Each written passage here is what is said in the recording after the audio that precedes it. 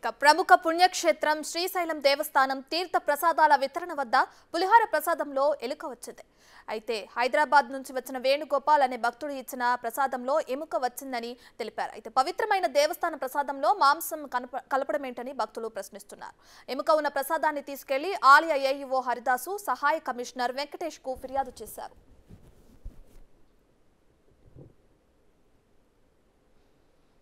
ఇదే అంశానికి సంబంధించి మరింత సమాచారాన్ని మా ప్రతినిధి శ్రీరామ్ అందిస్తారు. సో శ్రీరామ్, చెప్పన్నట్టు శ్రీశైలం దేవస్థానంలో పులిహారలో ఎముక రావటం ఇప్పుడు కలకలం రేపుతుంది. దీనికి సంబంధించిన అప్డేట్స్ ఏంటి?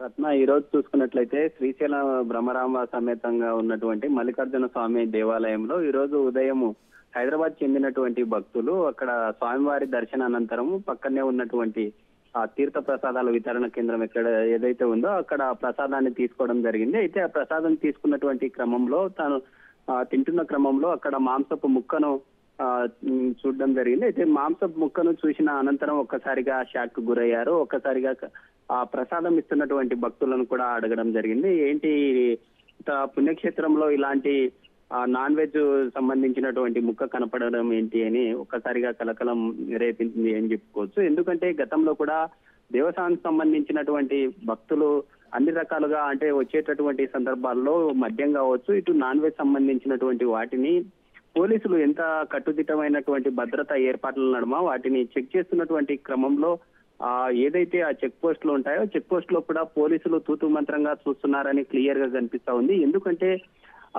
హిందువులు అత్యంత పుణ్యక్షేత్రంగా భావించేటటువంటి శ్రీశైల క్షేత్రంలో ఈ రోజు ఇలా జరగడం చాలా హిందూ సంఘాలు కావచ్చు లేదా అక్కడ ఉన్నటువంటి ధార్మిక సాధువులు కూడా తీవ్ర స్థాయిలో శ్రీశైలం ఆలయంలో జరిగినటువంటి ఏదైతే ఉందో ఆ సంఘటనకు సంబంధించి ఇప్పటికే ఆ శ్రీశైల సంబంధించినటువంటి ఆలయ అధికారుల తీరుపై మండిపడుతున్నారు. ఎందుకంటే శ్రీశైల సంబంధించినటువంటి క్షేత్రంలో ఎక్కువగా అటవీ సంబంధించినటువంటి ప్రాంతం ఉంటుంది. అయితే అటవీ సంబంధించినటువంటి ప్రాంతంలో ఆ కోతులు అలాంటి ముక్కల్ని తీసుకొని ఆ పరిసర ప్రాంతాల్లో ఏదన్నా పడిందా అనేటటువంటి కోణంలో చూస్తున్నారు. అయితే ఏదేమైనప్పటికీ భక్తులకు సంబంధించి ఇప్పటికే ఆలయ సంబంధించినటువంటి అధికారులు ఇలాంటి జరగకుండా జాగ్రత్తలు తీసుకోవాలని కోరుతున్నారు. Right, thank you Sriram.